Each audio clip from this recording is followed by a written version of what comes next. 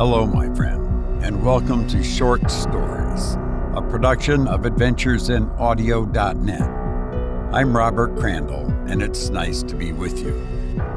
I want to start off by thanking John, who submitted a comment to our comment section on our website. John wrote, "I'm glad to hear you are staying busy yet still find time for your passions.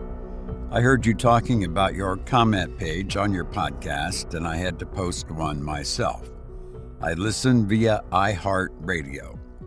Your audio stories are just what I was looking for when I stumbled upon them.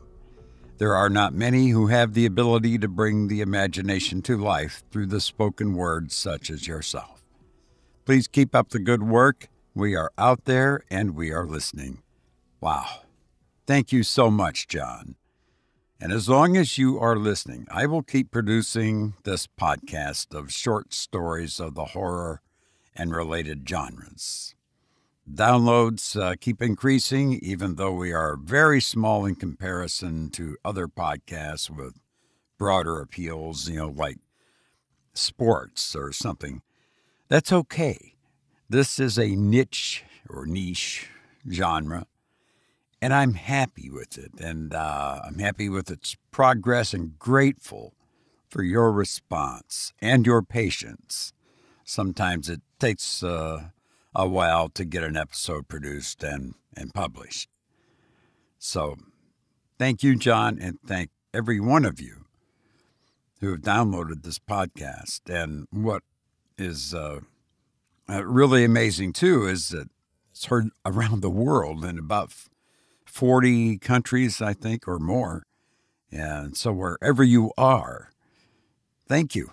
Thank you so much. I really, really do appreciate it. So let's move on to our story for this episode. In this story, our main character is obsessed with microscopes. Microscopes. And he's determined to construct the perfect microscope. He needs a rare diamond to achieve his goal and commits murder to obtain the diamond. Once constructed, he sees vast new worlds, including a lovely woman that he falls in love with. Now imagine being in love with a person you can only see through a microscope. Do you think we could be microscopic to some other life form? Some will tell you that we are. Well, that's a discussion for another type of podcast. I hope you enjoy The Diamond Lens by Fitz James O'Brien.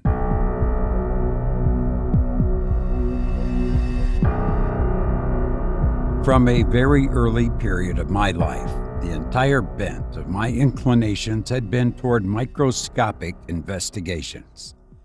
When I was not more than 10 years old, a distant relative of our family, hoping to astonish my inexperience, constructed a simple microscope for me by drilling in a disc of copper a small hole in which a drop of pure water was sustained by capillary attraction. This very primitive apparatus, magnifying some 50 diameters, presented, it is true, only indistinct and imperfect forms, but still sufficiently wonderful to work up my imagination to a preternatural state of excitement. Seeing me so interested in this crude instrument, my cousin explained to me all that he knew about the principles of the microscope, related to me a few of the wonders which had been accomplished through its agency, and ended up by promising to send me one regularly constructed immediately on his return to the city. I counted the days, the hours, the minutes that intervened between that promise and his departure. Meantime, I was not idle. Every transparent substance that bore the remotest resemblance to a lens, I eagerly seized upon and employed in vain attempts to realize that instrument, the theory of whose construction I as yet only vaguely comprehended. All panes of glass, containing those oblate spheroidal knots familiarly known as bullseyes, were ruthlessly destroyed in the hope of obtaining lenses of marvelous power. I even went so far as to extract the crystalline humor from the eyes of fishes and animals, and endeavored to press it into the microscopic service. I pled guilty to having stolen the glasses from my Aunt Agatha's spectacles, with a dim idea of grinding them into lenses of wondrous magnifying properties, in which attempt it is scarcely necessary to say that I totally failed. At last the promised instrument came. It was of that order known as field simple microscope, and had cost perhaps about $15. As far as educational purposes went, a better apparatus could not have been selected. Accompanying it was a small treatise on the microscope, its history, uses, and discoveries. I comprehended then for the first time the Arabian Nights' entertainments. The dull veil of ordinary existence that hung across the world seemed suddenly to roll away, and to lay bare a land of enchantments. I felt toward my companions as the seer might feel toward the ordinary masses of men. I held conversations with nature in a tongue which they could not understand. I was in daily communication with living wonders such as they never imagined in their wildest visions. I penetrated beyond the external portal of things and roamed through the sanctuaries, where they beheld only a drop of rain slowly rolling down the window glass. I saw a universe of beings animated with all the passions common to physical life, and convulsing their minute sphere with struggles as fierce and protracted as those of men. In the common spots of mold which my mother, good housekeeper that she was, fiercely scooped away from her jam-pots, there abode for me under the name of mildew enchanted gardens filled with dells and avenues of the densest foliage and most astonishing verdure, while from the fantastic boughs of these microscopic forests hung strange fruits glittering with green and silver and gold. It was no scientific thirst that at this time filled my mind. It was the pure enjoyment of a poet, to whom a world of wonders had been disclosed. I talked of my solitary pleasures to none. Alone with my microscope, I dimmed my sight day after day and night after night, poring over the marvels which it unfolded to me. I was like one who, having discovered the ancient Eden still existing in all its primitive glory, should resolve to enjoy it in solitude, and never betray to mortal the secret of its locality. The rod of my life was bent at this moment. I destined myself to be a microscopist. Of course, like every novice, I fancied myself a discoverer. I was ignorant at the time of the thousands of acute intellects engaged in the same pursuit as myself, and with the advantage of instruments 1,000 times more powerful than mine. The names of Leeuwenhoek, Williamson, Spencer, Ehrenberg, Schultz, Desjardins, Schott, and Schleiden were then entirely unknown to me, or if known, I was ignorant of their patient and wonderful researches. In every fresh specimen of cryptogamia which I placed beneath my instrument, I believed that I discovered wonders of which the world was as yet ignorant. I remember well the thrill and delight and admiration that shot through me the first time that I discovered the common wheel animalcule, Rotifera vulgaris, expanding and contracting its flexible spokes, and seemingly rotating through the water. Alas, as I grew older and obtained some works treating of my favorite study, I found that I was only on the threshold of a science to the investigation of which some of the greatest men of the age were devoting their lives and intellects. As I grew up, my parents, who saw but little likelihood of anything practical resulting from the examination of bits of moss and drops of water through a brass tube and a piece of glass, were anxious that I choose a profession. It was their desire that I should enter the counting house of my uncle, Ethan Blake, a prosperous merchant who carried on business in New York. This suggestion I decisively combated. I had no taste for trade. I should only make a failure. In short, I refused to become a merchant. But it was necessary for me to select some pursuit. My parents were staid New England people who insisted on the necessity of labor, and therefore, although, thanks to the bequest of my poor Aunt Agatha, I should, on coming of age, inherit a small fortune sufficient to place me above want, it was decided that, instead of waiting for this, I should act the nobler part, and employ the intervening years in rendering myself independent. After much cogitation, I complied with the wishes of my family and selected a profession. I determined to study medicine at the New York Academy. This disposition of my future suited me. A removal from my relatives would enable me to dispose of my time as I pleased, without fear of detection. As long as I paid my academy fees, I might shirk attending the lectures if I chose, and as I never had the remotest intention of standing an examination, there was no danger of being plucked. Besides, a metropolis was the place for me. There I could obtain excellent instruments, the newest publications, intimacy with men of pursuits kindred with my own. In short, all things necessary to ensure a profitable devotion of my life to my beloved science.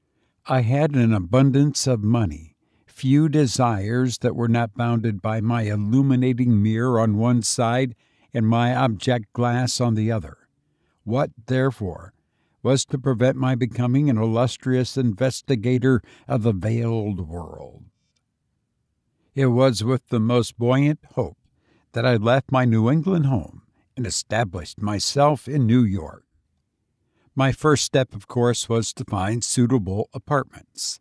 These I obtained after a couple of days' search in Fourth Avenue, a very pretty second-floor unfurnished, containing sitting room, bedroom, and a smaller apartment which I intended to fit up as a laboratory.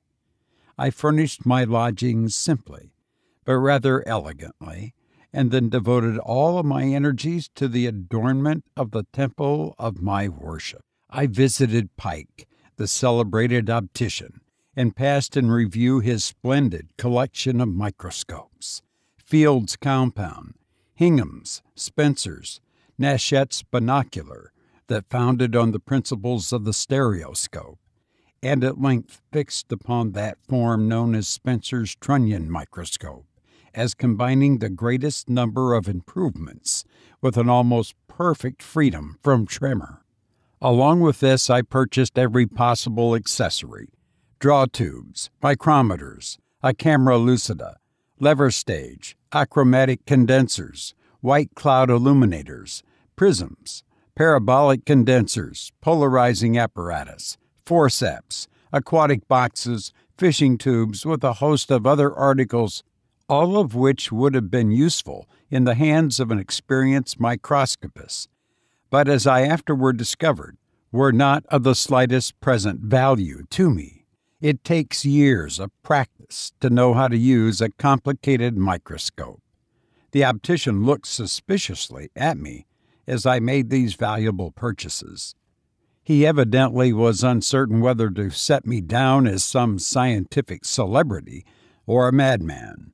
I think he was inclined to the latter belief. I suppose I was mad. Every great genius is mad upon the subject in which he is greatest. The unsuccessful madman is disgraced and called a lunatic. Mad or not, I set myself to work with a zeal which few scientific students have ever equaled. I had everything to learn relative to the delicate study upon which I had embarked, a study involving the most earnest patience, the most rigid analytic powers, the steadiest hand, the most untiring eye, the most refined and subtle manipulation. For a long time, half my apparatus lay inactively on shelves of my laboratory, which was most amply furnished with every possible contrivance for facilitating my investigations. The fact was that I did not know how to use some of my scientific implements, never having been taught microscopies, and those whose use I understood theoretically were of little avail until by practice I could attain the necessary delicacy of handling. Still, such was the fury of my ambition, such the untiring perseverance of my experiments, that, difficult of credit as it may be, in the course of 1 year I became theoretically and practically an accomplished microscopist. During this period of my labors, in which I submitted specimens of every substance that came under my observation to the action of my lenses, I became a discoverer. In a small way, it is true, for I was very young, but still a discoverer. It was I who destroyed Ehrenberg's theory that the Volvox globator was an animal, and proved that his monads, with stomachs and eyes, were merely phases of the formation of a vegetable cell, and were, when they reached their mature state, incapable of the act of conjugation, or any true generative act, without which no organism rising to any stage of life higher than vegetable can be said to be complete. It was I who resolved the singular problem of rotation in the cells and hairs of plants into ciliary attraction, in spite of the assertions of Wenham and others that my explanation was the result of an optical illusion. But notwithstanding these discoveries, laboriously and painfully made as they were, I felt horribly dissatisfied. At every step I found myself stopped by the imperfections of my instruments. Like all microscopists, I gave my imagination full play. Indeed, it is a common complaint against many such that they supply the defects of their instruments with the creations of their brains. I imagined depths beyond depths in nature, which the limited power of my lenses prohibited me from exploring. I lay awake at night constructing imaginary microscopes of immeasurable power, with which I seemed to pierce through all the envelopes of matter down to its original atom. How I cursed the imperfect mediums which necessity through ignorance compelled me to use. How I longed to discover the secret of some perfect lens, whose magnifying power should be limited only by the resolvability of the object, and which at the same time should be free from spherical and chromatic aberrations. In short, from all the obstacles over which the poor microscopist finds himself continually stumbling, I felt convinced that the simple microscope, composed of a single lens of such vast yet perfect power, was possible of construction. To attempt to bring the compound microscope up to such a pitch would have been commencing at the wrong end, this latter being simply a partially successful endeavor to remedy those very defects of the simplest instrument which, if conquered, would leave nothing to be desired. It was in this mood of mind that I became a constructive microscopist. After another year passed in this new pursuit, experimenting on every imaginable substance, glass, gems, flints, crystals, artificial crystals formed of alloy of various vitreous materials. In short, having constructed as many varieties of lenses as Argus had eyes, I found myself precisely where I started, with nothing gained, save an extensive knowledge of glass-making. I was almost dead with despair. My parents were surprised at my apparent want of progress in my medical studies. I had not attended one lecture since my arrival in the city, and the expenses of my mad pursuit had been so great as to embarrass me very seriously. I was in this frame of mind one day, experimenting in my laboratory on a small diamond, that stone, from its great refracting power, having always occupied my attention more than any other, when a young Frenchman who lived on the floor above me, who was in the habit of occasionally visiting me, entered the room. I think that Jules Simon was a Jew. He had many traits of the Hebrew character, a love of jewelry, of dress, and of good living. There was something mysterious about him. He always had something to sell, and yet went into excellent society. When I say sell, I should perhaps have said peddle, for his operations were generally confined to the disposal of single articles, a picture, for instance, or a rare carving in ivory, or a pair of dueling pistols, or the dress of a Mexican caballero. When I was first furnishing my rooms, he paid me a visit which ended up in my purchasing an antique silver lamp, which he assured me was a Cellini. It was handsome enough even for that, and some other knickknacks for my sitting room. Why Simon should pursue this petty trade I never could imagine. He apparently had plenty of money, and had the entree of the best houses in the city, taking care, however, I suppose, to drive no bargains within the enchanted circle of the upper 10. I came at length to the conclusion that this peddling was but a mask to cover some greater object, and even went so far as to believe my young acquaintance to be implicated in the slave trade. That, however, was none of my affair. On the present occasion, Simon entered my room in a state of considerable excitement. "Ah, mon ami!" he cried, before I could even offer him the ordinary salutation. "It has occurred to me to be the witness of the most astonishing things in the world. I promenade myself to the house of Madame— How does the little animal La Renard name himself in Latin?" "Volpes," I answered. "Ah, yes, Volpes. I promenade myself to the house of Madame Volpes." "The spirit medium?" "Yes, the great medium. Great heavens, what a woman! I write on a slip of paper many of the questions concerning affairs of the most secret, affairs that conceal themselves in the abysses of my heart, the most profound. And behold, by example, what occurs? This devil of a woman makes me replies the most truthful to all of them. She talks to me of things that I do not love to talk of to myself. What am I to think? I am fixed to the earth. Am I to understand you, Mr. Simon, that this Mrs. Volpes replied to questions secretly written by you, which questions related to events known only to yourself?" "Ah, more than that, he answered, with an air of some alarm. "She related to me things, but," he added after a pause, and suddenly changing his manner, "why occupy ourselves with these follies? It was all biology, without doubt. It goes without saying. It has not my credence. But why are we here, mon ami? It has occurred to me to discover the most beautiful things as you can imagine. A vase with green lizards on it, composed by the great Bernard Palissy. It is in my apartment. Let us mount. I go to show it to you." I followed Simon mechanically, but my thoughts were far from Palissy and his enameled ware, although I, like him, was seeking in the dark a great discovery. This casual mention of the spiritualist Madame Volpes set me on a new track.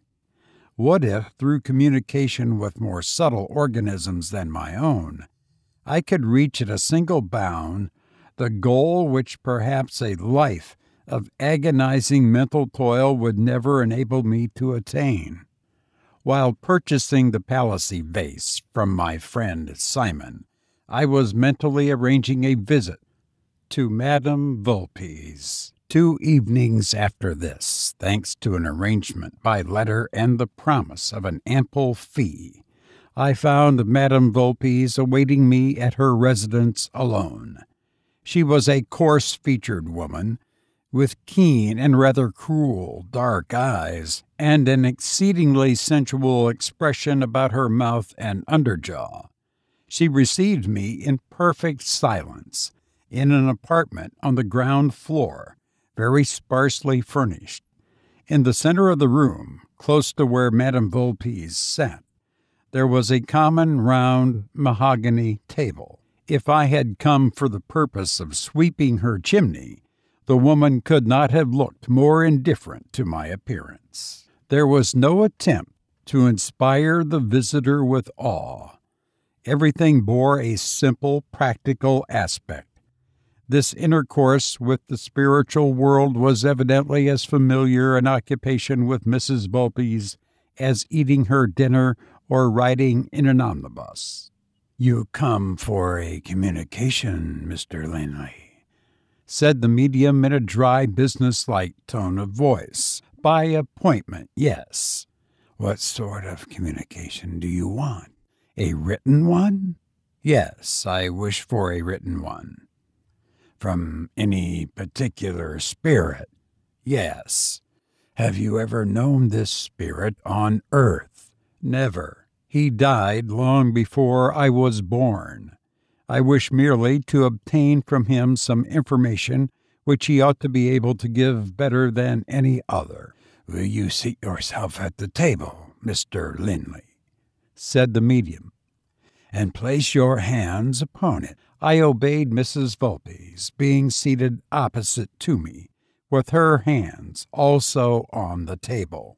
We remained thus for about a minute and a half, when a violent succession of raps came on the table, on the back of my chair, on the floor immediately under my feet, and even on the window panes. Mrs. Vulpes smiled composedly. "They are very strong tonight," she remarked. "You are very fortunate." She then continued, "Will the spirits communicate with this gentleman?" Vigorous affirmative. "Will the particular spirit he desires to speak with communicate?" A very confused rapping followed this question. "I know what they mean," said Mrs. Vulpes, addressing herself to me. "They wish you to write down the name of the particular spirit that you desire to converse with. Is that so?" she added, speaking to her invisible guest. That it was so was evident from the numerous affirmatory responses. While this was going on, I tore a slip from my pocketbook and scribbled a name under the table. "Will this spirit communicate in writing with this gentleman?" asked the medium once more. After a moment's pause, her hand seemed to be seized with a violent tremor, shaking so forcibly that the table vibrated. She said that a spirit had seized her hand and would write. I handed her some sheets of paper that were on the table and a pencil. The latter she held loosely in her hand, which presently began to move over the paper with a singular and seemingly involuntary motion. After a few moments had elapsed, she handed me the paper on which I found written, in a large, uncultivated hand, the words, "He is not here, but has been sent for." A pause for a minute or so ensued, during which Mrs. Vulpes remained perfectly silent, but the raps continued at regular intervals. When the short period I mentioned had lapsed, the hand of the medium was again seized with its convulsive tremor, as she wrote, under the strange influence, a few words on the paper which she handed to me. They were as follows: "I am here. Question me. Leeuwenhoek." I was astounded. The name was identical with that I had written beneath the table, and carefully kept concealed. Neither was it at all probable that an uncultivated woman like Mrs. Vulpes should know even the name of the great father of microscopies. It may have been biology, but this theory was soon doomed to be destroyed. I wrote on my slip, still concealing it from Mrs. Volpe's, a series of questions which, to avoid tediousness, I shall place with the responses in the order in which they occurred. I. Can the microscope be brought to perfection? Spirit. Yes. I. Am I destined to accomplish this great task? Spirit. You are. I wish to know how to proceed to attain this end. For the love which you bear to science, help me. Spirit. A diamond of 140 carats, submitted to electromagnetic currents for a long period, will experience a rearrangement of its atoms inter se, and from that stone you will form the universal lens. Will great discoveries result from the use of such a lens? Spirit. So great that all that has gone before is as nothing. But the refractive power of the diamond is so immense that the image will be formed within the lens.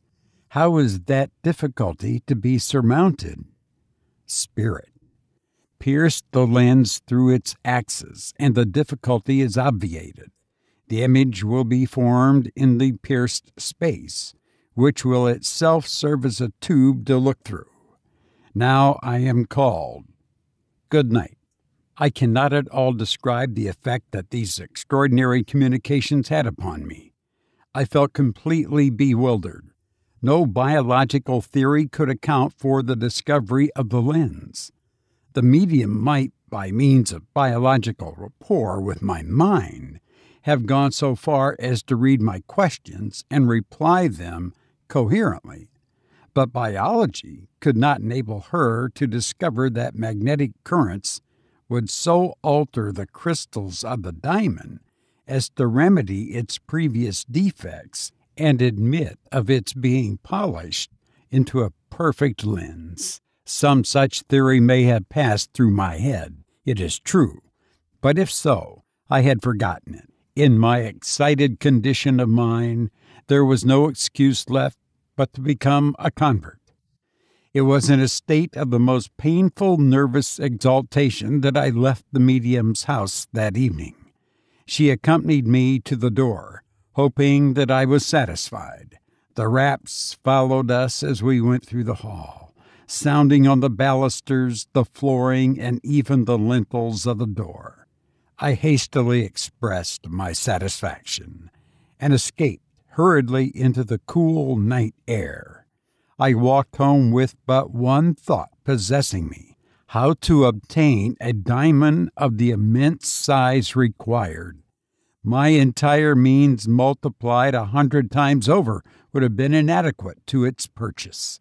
Besides, such stones are rare and become historical. I could find such only in the regalia of Eastern or European monarchs. There was a light in Simon's room as I entered my house. A vague impulse urged me to visit him. As I opened the door of his sitting room unannounced, he was bending with his back toward me over a carcel lamp, apparently engaged in minutely examining some object which he held in his hands. As I entered, he started suddenly, thrust his hands into his breast pocket, and turned to me with a face crimson with confusion. "What?" I cried. "Poring over the miniature of some fair lady? Well, don't blush so much. I won't ask to see it." Simon laughed awkwardly enough, but made none of the negative protestations usual on such occasions. He asked me to take a seat. "Simon," said I have just come from Madame Volpe's." This time Simon turned as white as a sheet and seemed stupefied, as if a sudden electric shock had smitten him. He babbled some incoherent words and went hastily to a small closet where he usually kept his liquors. Although astonished at his emotion, I was too preoccupied with my own idea to pay much attention to anything else. "You say truly when you call Madame Volpe's a devil of a woman," I continued. "Simon, she told me wonderful things tonight, or rather was the means of telling me wonderful things. Ah, if I could only get a diamond that weighed 140 carats. Scarcely had the sigh with which I uttered this desire died upon my lips when Simon, with the aspect of a wild beast, glared at me savagely, and rushing to the mantelpiece, where some foreign weapons hung on the wall, caught up a Malay creese and brandished it furiously before him. "No!" he cried in French, into which he always broke when excited. "No, you shall not have it. You are perfidious. You have consulted with the demon and desire my treasure. But I will die first. Me, I am brave. You cannot make me fear." All this uttered in a loud voice, trembling with excitement, astounded me. I saw at a glance that I had accidentally trodden upon the edges of Simon's secret, whatever it was. It was necessary to reassure him. "My dear Simon," I said, "I am entirely at loss to know what you mean. I went to Madame Volpe's to consult with her on a scientific problem, to the solution of which I discovered that a diamond of the size I just mentioned was necessary. You were never alluded to during the evening, nor, so far as I was concerned, even thought of. What can be the meaning of this outburst? If you happen to have a set of valuable diamonds in your possession, you need fear nothing from me. The diamond which I require you could not possess, or if you did possess it, you would not be living here." Something in my tone must have completely reassured him, for his expression immediately changed to a sort of constrained merriment, combined, however, with a certain suspicious attention to my movements. He laughed and said that I must bear with him, that he was at certain moments subject to a species of vertigo, which betrayed itself in incoherent speeches, and that the attacks passed off as rapidly as they came. He put his weapon aside while making this explanation, and endeavored with some success to assume a more cheerful air. All this did not impose on me in the least. I was too much accustomed to analytical labors to be baffled by so flimsy a veil. I determined to probe the mystery to the bottom. "Simon," I said gaily, "let's forget all this over a bottle of Burgundy. I have a case of Lessier's Clos Vougeot downstairs, fragrant with the odors and ruddy with the sunlight of Côte d'Or. Let's have a couple of bottles. What say you?" "With all my heart," answered Simon smilingly. I produced the wine, and we seated ourselves to drink. It was of a famous vintage, that of 1848, a year when war and wine throve together. And its pure but powerful juice seemed to impart renewed vitality to the system.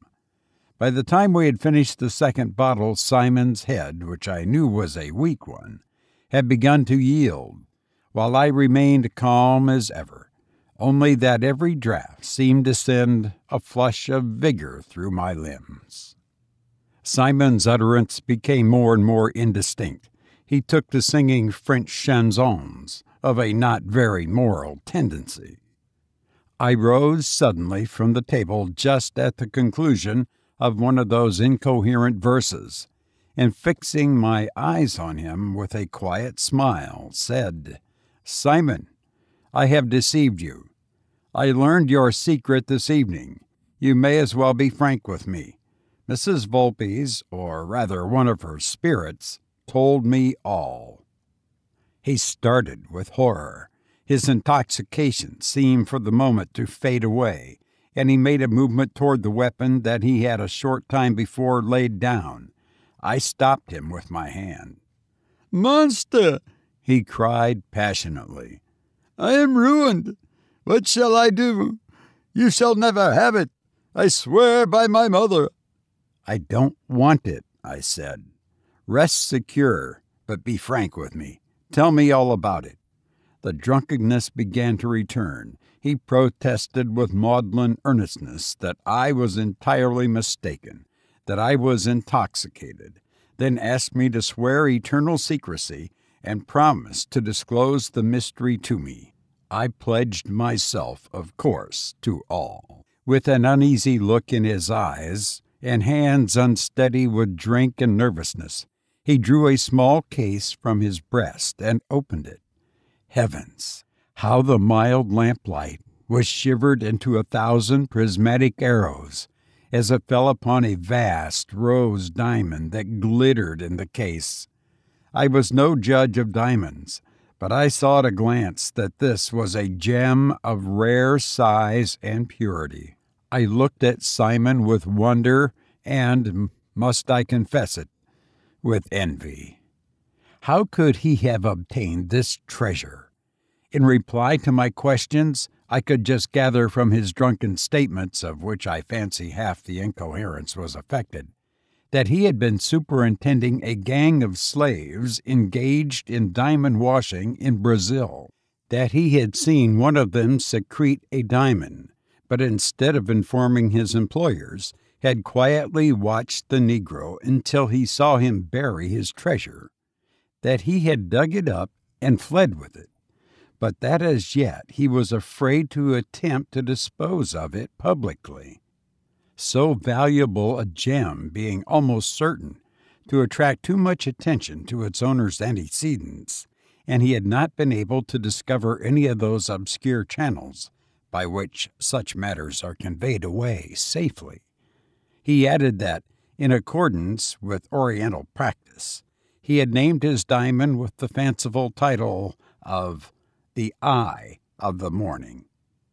While Simon was relating this to me, I regarded the great diamond attentively. Never had I beheld anything so beautiful. All the glories of light ever imagined or described seemed to pulsate in its crystalline chambers. Its weight, as I learned from Simon, was exactly 140 carats. Here was an amazing coincidence. The hand of destiny seemed in it. On the very evening when the spirit of Leeuwenhoek communicates to me the great secret of the microscope, the priceless means which he directs me to employ start up within my easy reach. I determined with the most perfect deliberation to possess myself of Simon's diamond. I sat opposite to him while he nodded over his glass and calmly revolved the whole affair.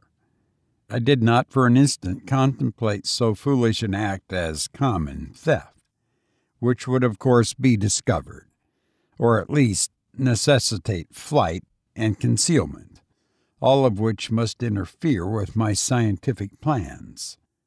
There was but one step to be taken: to kill Simon. After all, what was the life of a little peddling Jew in comparison with the interests of science? Human beings are taken every day from the condemned prisons to be experimented on by surgeons. This man Simon was by his own confession a criminal, a robber, and I believed on my soul a murderer. He deserved death quite as much as any felon condemned by the laws. Why should I not, like the government, contrive that his punishment should contribute to the progress of human knowledge? The means of accomplishing everything I desired laid within my reach. There stood upon the mantelpiece a bottle half full of French laudanum. Simon was so occupied with his diamond, which I had just restored to him, that it was an affair of no difficulty to drug his glass. In a quarter of an hour, he was in a profound sleep. I now opened his waistcoat, took the diamond from the inner pocket in which he had placed it, and removed him to the bed, on which I laid him so that his feet hung down over the edge. I had possessed myself of the Malay crease, which I held in my right hand, while with the other I discovered as accurately as I could by pulsation the exact locality of the heart. It was essential that all the aspects of his death should lead to the surmise of self-murder. I calculated the exact angle at which it was probable that the weapon, if leveled by Simon's own hand, would enter his breast. Then with one powerful blow I thrust it up to the hilt in the very spot which I desired to penetrate. A convulsive thrill ran through Simon's limbs. I heard a smothered sound issue from his throat, precisely like the bursting of a large air bubble sent up by a diver when it reaches the surface of the water.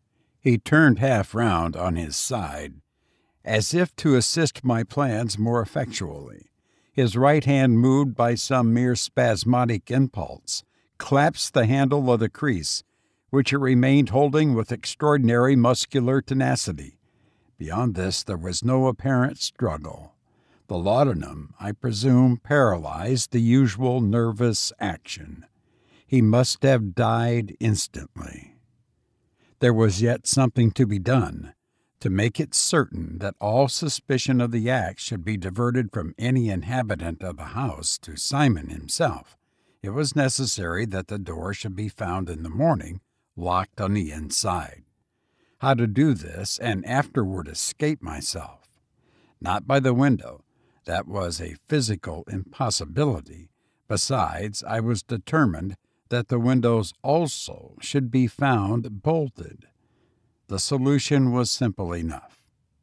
I descended softly to my own room for a peculiar instrument which I had used for holding small slippery substances, such as minute spheres of glass, etc.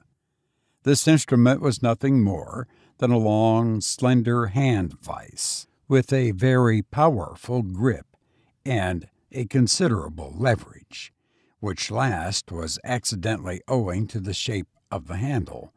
Nothing was simpler than, when the key was in the lock, to seize the end of its stem in the vise, through the keyhole, from the outside, and so lock the door. Previously, however, to doing this, I burned a number of papers on Simon's hearth. Suicides almost always burn papers before they destroy themselves. I also emptied some more of the laudanum into Simon's glass, having first removed it from all traces of wine, cleaned the other wine glass, and brought the bottles away with me. If traces of two persons drinking had been found in the room, the question naturally would have arisen, who was the second? Besides, the wine bottles might have been identified as belonging to me. The laudanum I poured out to account for its presence in his stomach, in case of a post-mortem examination. The theory naturally would be that he first intended to poison himself, but after swallowing a little of the drug was either disgusted with its taste or changed his mind from other motives and chose the dagger. These arrangements made, I walked out, leaving the gas burning, locked the door with my vice, and went to bed. Simon's death was not discovered until nearly 3 in the afternoon. The servant, astonished at seeing the gas burning, the light streaming on the dark landing from under the door, peeped through the keyhole and saw Simon on the bed. She gave the alarm. The door was burst open, and the neighborhood was in a fever of excitement. Everyone in the house was arrested, myself included. There was an inquest, but no clue to his death beyond that of suicide could be obtained. Curiously enough, he had made several speeches to his friends the preceding week that seemed to point to self-destruction. One gentleman swore that Simon had said in his presence that he was tired of life. His landlord affirmed that Simon, when paying him his last month's rent, remarked that he should not pay him rent much longer. All the other evidence corresponded. The door locked inside, the position of the corpse, the burned papers. As I anticipated, no one knew of the possession of the diamond by Simon, so that no motive was suggested for his murder. The jury, after a prolonged examination, brought in the usual verdict, and the neighborhood once more settled down to its accustomed quiet. The 3 months succeeding Simon's catastrophe, I devoted night and day to my diamond lens. I had constructed a vast galvanic battery, composed of nearly 2,000 pairs of plates. A higher power I dared not use, lest the diamond should be calcined. By means of this enormous engine, I was enabled to send a powerful current of electricity continually through my great diamond, which it seemed to me gained in luster every day. At the expiration of a month, I commenced the grinding and polishing of the lens, a work of intense toil and exquisite delicacy. The great density of the stone and the care required to be taken with the curvatures of the surfaces of the lens rendered the labor the severest and most harassing that I had yet undergone. At last, the eventful moment came. The lens was completed. I stood trembling on the threshold of new worlds. I had the realization of Alexander's famous wish before me. The lens lay on the table, ready to be placed upon its platform. My hand fairly shook as I enveloped a drop of water with a thin coating of oil of turpentine, preparatory to its examination, a process necessary in order to prevent the rapid evaporation of the water. I now placed the drop on a thin slip of glass under the lens, and throwing upon it, by the combined aid of a prism and a mirror, a powerful stream of light, I approached my eye to the minute hole drilled through the axis of the lens. For an instant I saw nothing save what seemed to be an illuminated chaos, a vast, luminous abyss, a pure white light, cloudless and serene, and seemingly limitless as space itself, was my first impression. Gently, and with the greatest care, I depressed the lens a few hairbreadths.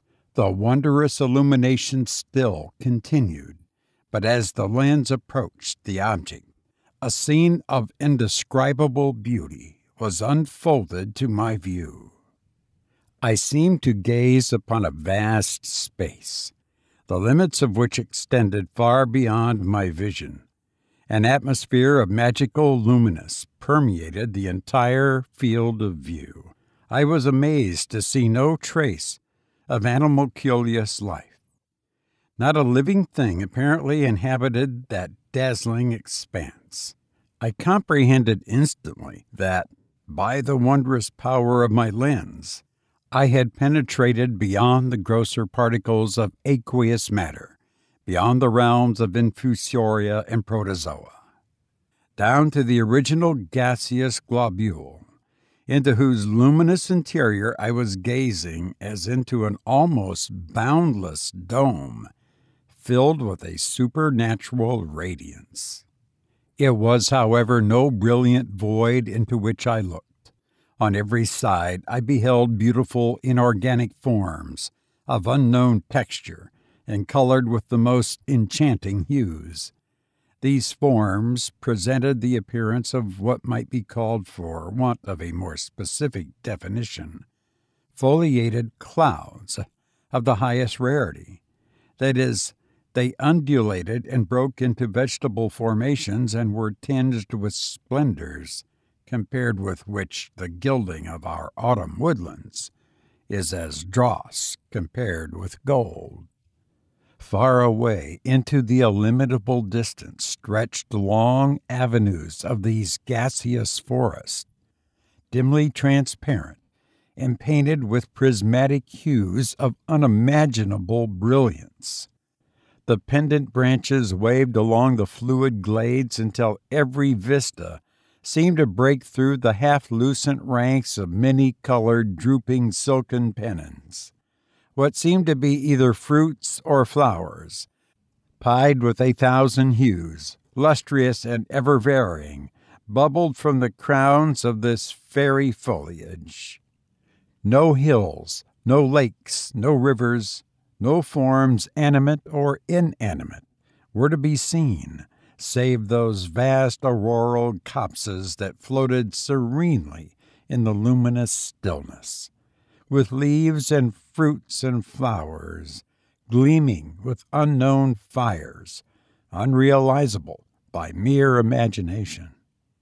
How strange, I thought, that this sphere should be thus condemned to solitude. I had hoped at least to discover some new form of animal life, perhaps of a lower class than any with which we are present acquainted, but still some living organism. I found my newly discovered world, if I may so speak, a beautiful chromatic desert. While I was speculating on the singular arrangements of the internal economy of nature, with which she so frequently splinters into atoms our most compact theories, I thought I beheld a form moving slowly through the glades of one of the prismatic forests. I looked more attentively, and found that I was not mistaken. Words cannot depict the anxiety with which I awaited the nearer approach of this mysterious object. Was it merely some inanimate substance, held in suspense in the attenuated atmosphere of the globule, or was it an animal, endowed with vitality and motion? It approached, flitting behind the gauzy-colored veils of cloud foliage, for seconds dimly revealed, then vanishing.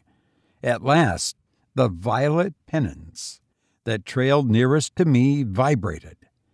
They were gently pushed aside, and the form floated out into the broad light. It was a female human shape. When I say human, I mean it possessed the outlines of humanity. But there the analogy ends. Its adorable beauty lifted it illimitable heights beyond the loveliest daughter of Adam. I dare not, attempt to inventory the charms of this divine revelation of perfect beauty. Those eyes of mystic violet, dewy and serene, evade my words. Her long, lustrous hair, following her glorious head in a golden wake, like the track sown in heaven by a falling star, seems to quench my most burning phrases with its splendors. If all the bees of Hybla nestled upon my lips, they would still sing but hoarsely the wondrous harmonies of outline that enclosed her form. She swept out from between the rainbow curtains of the cloud trees into the broad sea of light that lay beyond. Her motions were those of some graceful Naiad, cleaving by a mere effort of her will the clear, unruffled waters that fill the chambers of the sea. She floated forth with the serene grace of a frail bubble, ascending through the still atmosphere of a June day. The perfect roundness of her limbs formed suave and enchanting curves. It was like listening to the most spiritual symphony of Beethoven the Divine, to watch the harmonious flow of lines. This indeed was a pleasure cheaply purchased at any price. What cared I if I had waded to the portal of this wonder through another's blood? I would have given my own to enjoy one such moment of intoxication and delight. Breathless with gazing on this lovely wonder, and forgetful for an instant of everything save her presence. I withdrew my eye from the microscope eagerly. Alas, as my gaze fell on the thin slide that lay beneath my instrument, the bright light from the mirror and from prism sparkled on a colorless drop of water. There, in that tiny bead of dew, this beautiful being was forever imprisoned. The planet Neptune was not more distant from me than she. I hastened once more to apply my eye to the microscope. Animula. Let me now call her by that dear name which I subsequently bestowed on her, had changed her position. She had again approached the wondrous forest, and was gazing earnestly upward. Presently one of the trees, as I must call them, unfolded a long ciliary process with which it seized one of the gleaming fruits that glittered on its summit, and sweeping slowly down, held it within reach of Animula. The sylph took it in her delicate hand and began to eat. My attention was so entirely absorbed by her that I could not apply myself to the task of determining whether this singular plant was or was not instinct with volition. I watched her as she made her repast with the most profound attention. The suppleness of her motions sent a thrill of delight through my frame. My heart beat madly as she turned her beautiful eyes in the direction of the spot in which I stood. What would I not have given to have had the power to precipitate myself into that luminous ocean and float with her through those grooves of purple and gold? While I was thus breathlessly following her every movement, she suddenly started, seemed to listen for a moment, and then, cleaving the brilliant ether in which she was floating, like a flash of light, pierced through the opaline forest and disappeared. Instantly a series of the most singular sensations attacked me. It seemed as if I had suddenly gone blind. The luminous sphere was still before me, but my daylight had vanished. What caused this sudden disappearance? Had she a lover or a husband? Yes, that was the solution. Some signal from a happy fellow being had vibrated through the avenues of the forest, and she had obeyed the summons. The agony of my sensations as I arrived at this conclusion startled me. I tried to reject the conviction that my reason forced upon me. I battled against the fatal conclusion, but in vain. It was so. I had no escape from it. I loved an animalcule. It is true that, thanks to the marvelous power of my microscope, she appeared of human proportions, instead of presenting the revolting aspect of the coarser creatures that live and struggle and die in the more easily resolvable portions of the water drop. She was fair and delicate and of surpassing beauty.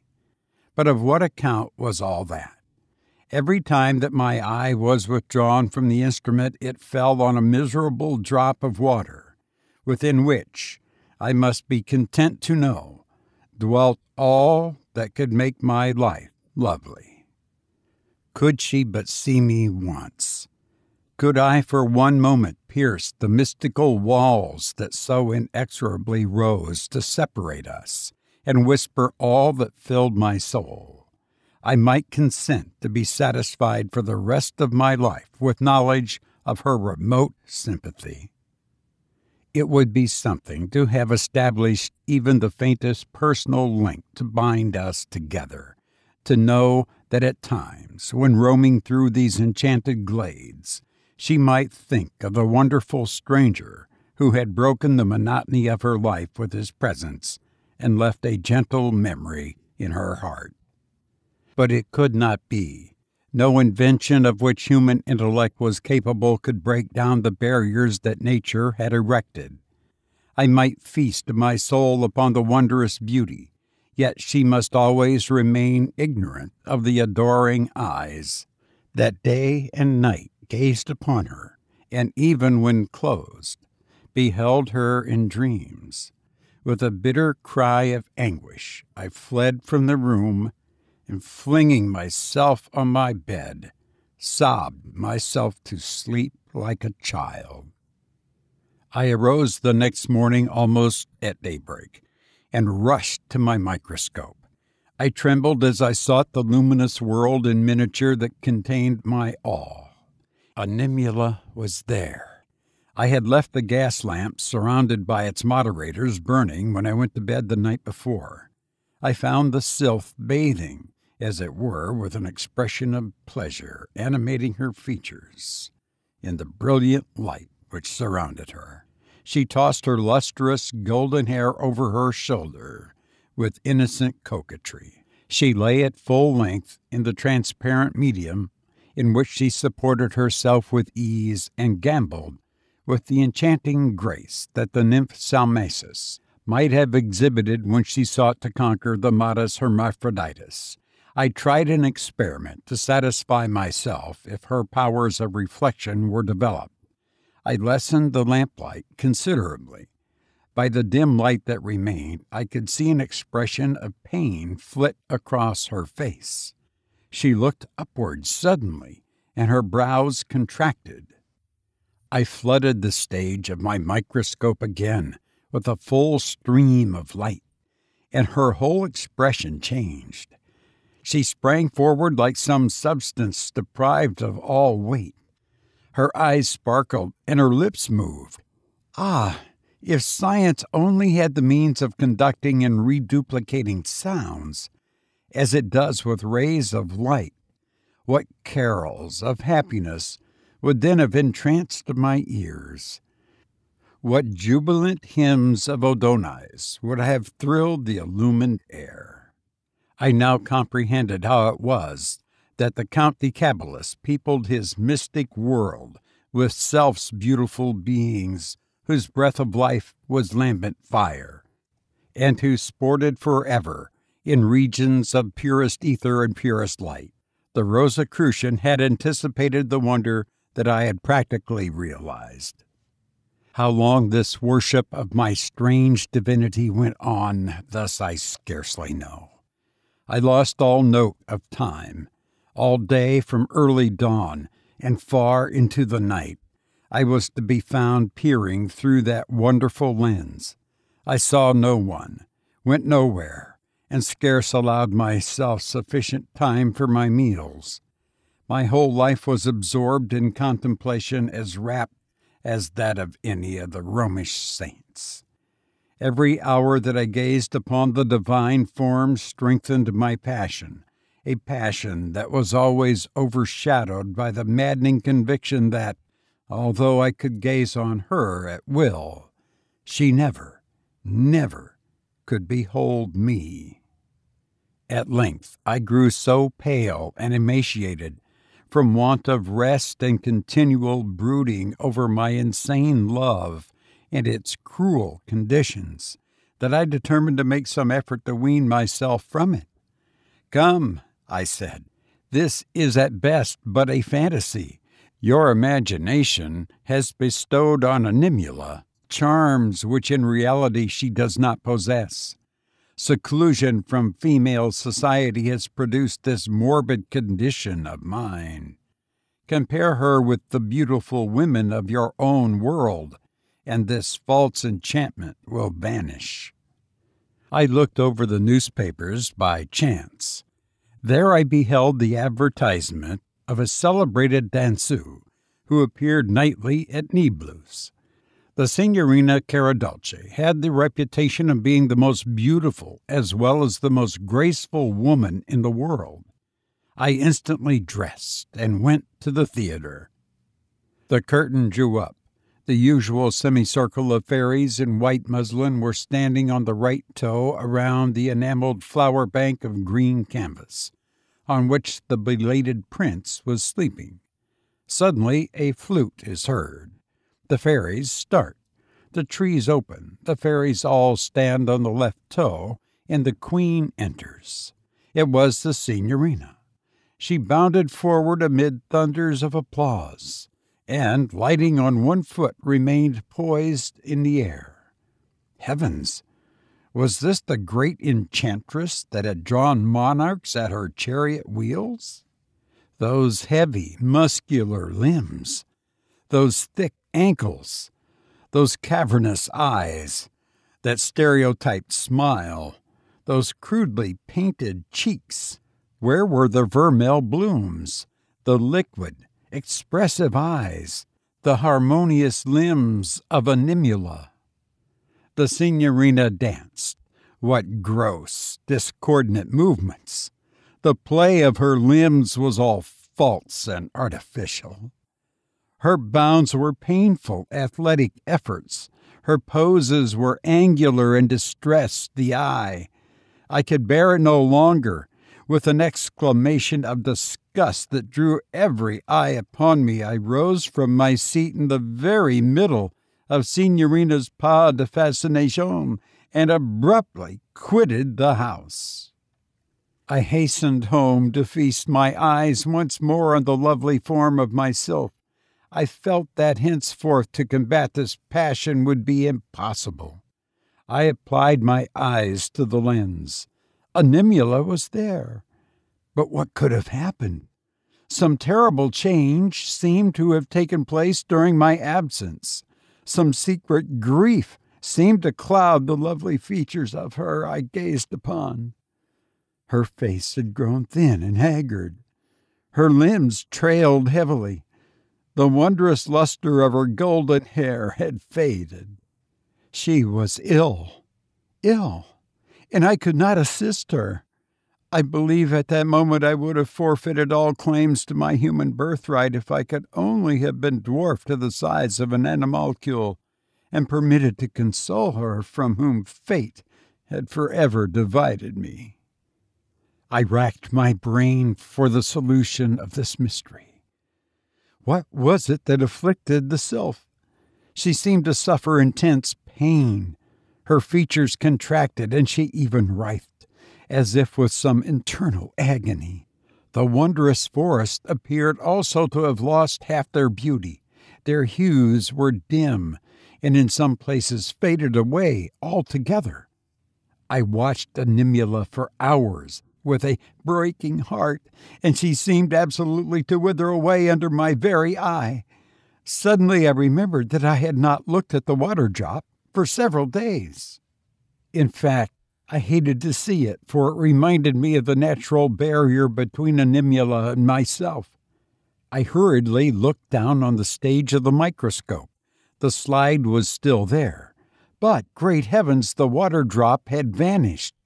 The awful truth burst upon me. It had evaporated until it had become so minute as to be invisible to the naked eye. I had been gazing on its last atom, the one that contained Animula, and she was dying. I rushed again to the front of the lens and looked through. Alas, the last agony had seized her. The rainbow-hued forest had all melted away, and Animula lay struggling feebly in what seemed to be a spot of dim light. Ah, the sight was horrible. The limbs, once so round and lovely, shriveling up into nothings. The eyes, those eyes that shone like heaven, being quenched into black dust. The lustrous golden hair now lank and discolored. The last throe came. I beheld that final struggle of the blackening form, and I fainted. When I awoke out of a trance of many hours, I found myself lying amid the wreck of my instrument, myself as shattered in mind and body as it. I crawled feebly to my bed, from which I did not rise for many months. They say now that I am mad, but they are mistaken. I am poor, for I have neither the heart nor the will to work. All my money is spent, and I live on charity. Young men's associations that love a joke invite me to lecture on optics before them, for which they pay me and laugh at me while I lecture. Linley, the mad microscopist, is the name I go by. I suppose that I talk incoherently while I lecture. Who could talk sense when his brain is haunted by such ghastly memories?